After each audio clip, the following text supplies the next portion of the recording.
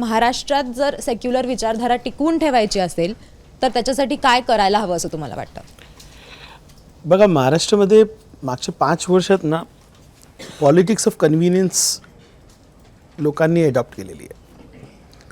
त्याचं कारण काही असेल, म्हणजे अजित पवार खरोखर त्यांनी सांगितलं की मी शाहू फुले आंबेडकरवादी आहे आणि मी महायुतीत बसला आहे, तर ते चुकीचं आहेच.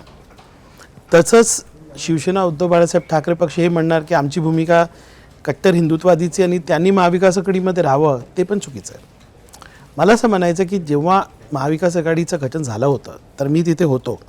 सन्माननीय उद्धव बाळासाहेब ठाकरेंनी आम्हाला काय सांगितलं होतं की माझं हिंदुत्व हाताला काम देणारं हिंदुत्व आहे, माझं हिंदुत्व सर्वांना सोबत घेऊन चालणारं हिंदुत्व आहे, माझं हिंदुत्व सर्व समाजाला संरक्षण देणारं हिंदुत्व आहे.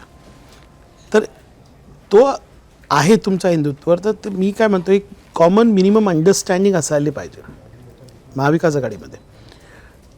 तर ही कन्व्हिनियन्स जे आहे ना, ते सोडून ज्यांची जी मूळ विचारधारा त्यांनी त्या मूळ विचारधारावर काम करावं असं मला वाटतं. कष्ट असेल, वेळ लागेल, पण होईल.